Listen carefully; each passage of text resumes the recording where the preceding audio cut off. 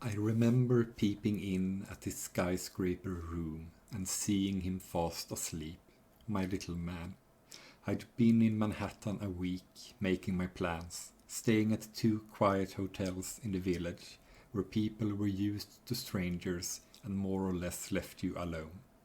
To this day, I'm especially fond of pastrami on rye. I digress.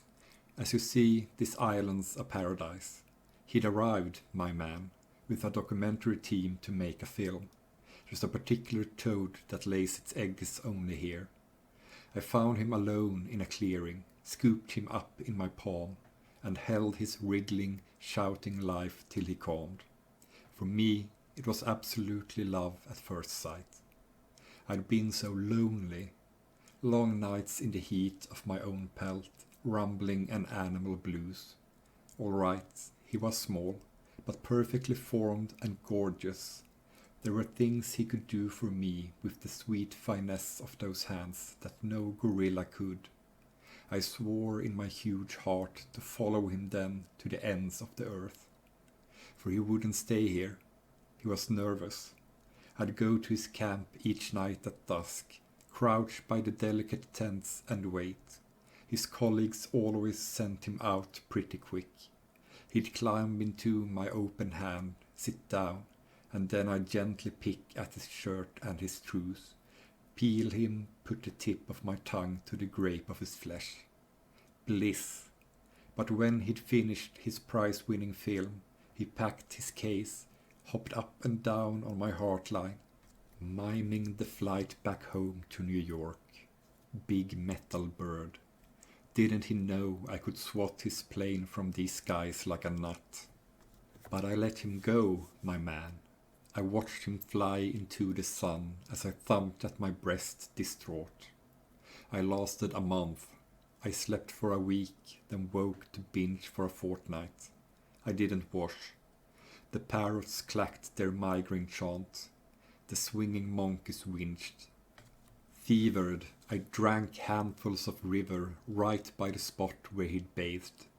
I bled when a fat red moon rolled on the jungle roof, and after that I decided to get him back.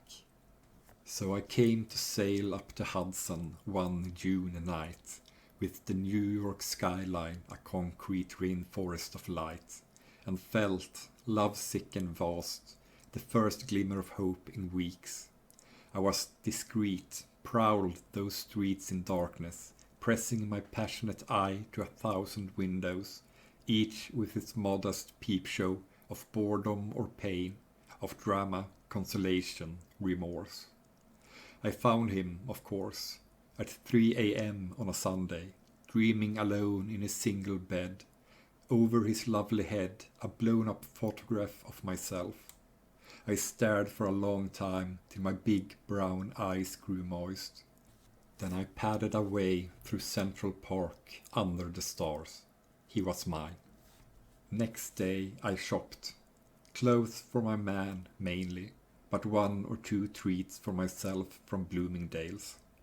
I picked him, like a chocolate from the top layer of a box, one Friday night, out of his room, and let him dangle in the air between my finger and my thumb in a teasing, lover's way.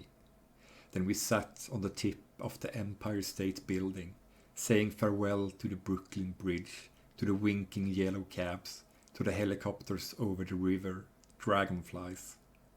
12 happy years. He slept in my fur, woke early to massage the heavy lids of my eyes. I liked that. He liked me to gently blow on him, or scratch, with care, the length of his back with my nail.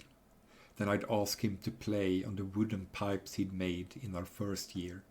He'd sit, cross-legged, near my ear for hours, his plaintive, lost tunes making me cry.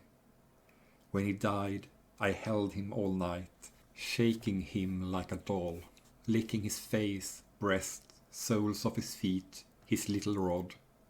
But then, heart-sore as I was, I set to work. He would be pleased.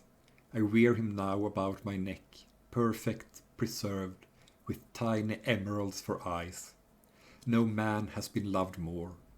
I'm sure that sometimes in his silent death against my massive breathing lungs he hears me roar.